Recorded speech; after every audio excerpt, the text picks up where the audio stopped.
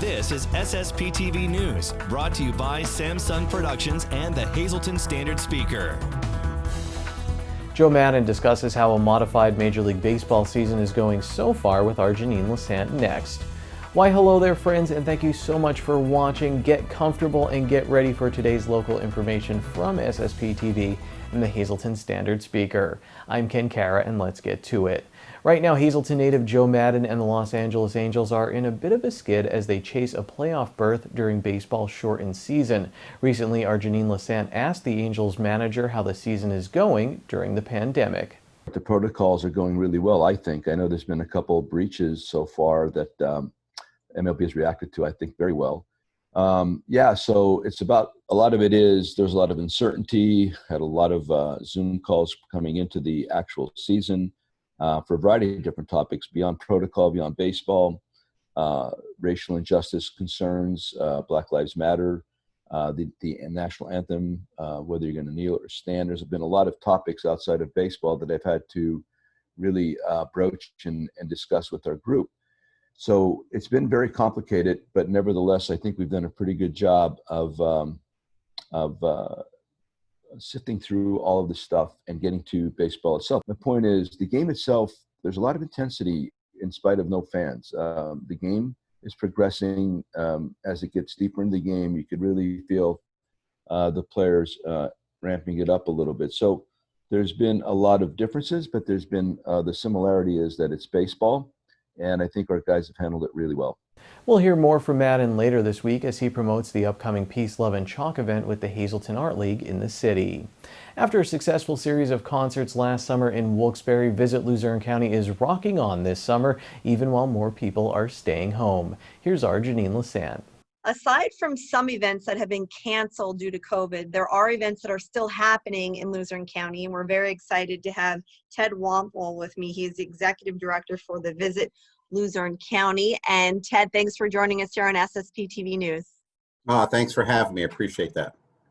So you had a series go on this summer, and I was happy to see that these events were happening to get people involved and to have a little bit of fun during the summer of 2020. So there are 2 events left for Rockin' the County. So first off, what is Rockin' the County, and what are those 2 events that people can participate in?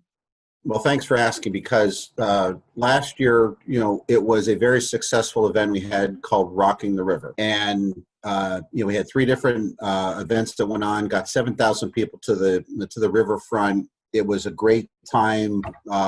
There were no problems at all. People enjoyed music, grab a bite to eat, have a drink, brought their families it was just a wonderful event. We were really looking forward to actually doing 4 events this year. And then March happened. So unfortunately, we then, obviously for the safety of everyone, we couldn't obviously go through with our events. So we had to cancel them and just look forward to 2021. And then sometime in the middle of May, when I'm sitting on my front porch, as we're supposed to do and not go anywhere, and I kept thinking to myself, there's something we have to be able to do to bring some happy times, to the people, because we're all stuck at home and nobody's going anywhere. And what can we do?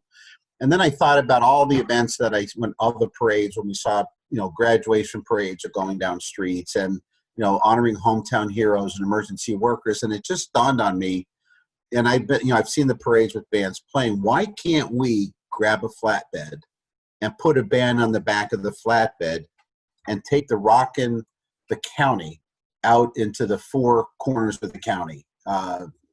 Really take that music out there and let people enjoy it, again, for a brief period of time on a Friday afternoon, Friday night, when people are relaxing after a work week.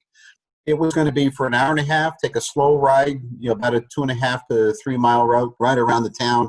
People can listen to music from their front porches. They can have their neighbors over. People could step out of a restaurant or step out of a bar and enjoy the music when the band would pause. Went around a couple of public squares, and after the first night, we weren't even a half a block into Hazleton, and a couple of people sitting on their front porch were shouting at us, Thank you so much for bringing this to us. Thank you. And I looked at Tony Brooks, who was with me in the car, and I said, it's good. Like right now, it's good. It's all good. It was all up, a big celebration from then.